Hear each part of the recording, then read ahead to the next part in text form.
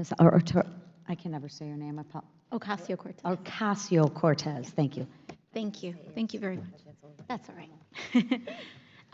Thank you so much, Dr. Mons, for joining us here today. I would be remiss just for us to put into context what this hearing is about. And we are having a hearing about why we should not proceed with health care coverage and Medicaid coverage to DACA recipients, people who are lawfully here in the United States. And we are having this hearing on the heels of Governor Abbott in Texas issuing an order to Texas troopers to push children and infants into the Rio Grande River. And now we're having a hearing today about why we should push people who were brought here as children off of healthcare coverage. I cannot proceed without saying that denying healthcare to anyone, I believe, is morally repugnant. But moreover, I also want to highlight a little bit of the relationship here that the United States has with DACA recipients. Dr. Mons, are you aware of how much in federal or state or local taxes that DACA recipients pay?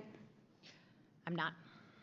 DACA recipients pay about $6.2 billion in federal taxes alone. They pay another $3.3 billion in state and local taxes each year. And given that, I think it also further highlights the relationship that the United States has with DACA recipients, which is that we take and we take and we take. We take taxes, we take their employment. We have over, we have hundreds of thousands, 345,000 DACA recipients served as essential workers in 2021 during the COVID pandemic alone.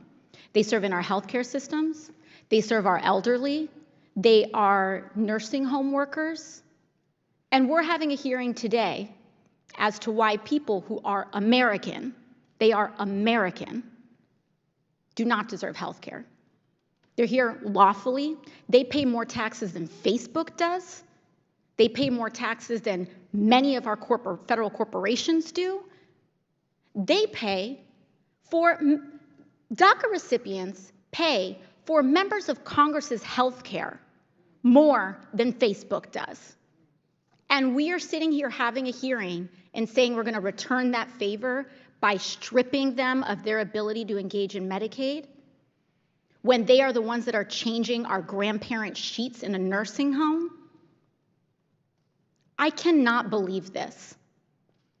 The idea that this would somehow act as an incentive when any DACA eligibility ended in 2007, over a dozen years ago, is laughable, and as is, I believe, the premise that the American healthcare system is somehow some boon for working class people and the best in the world.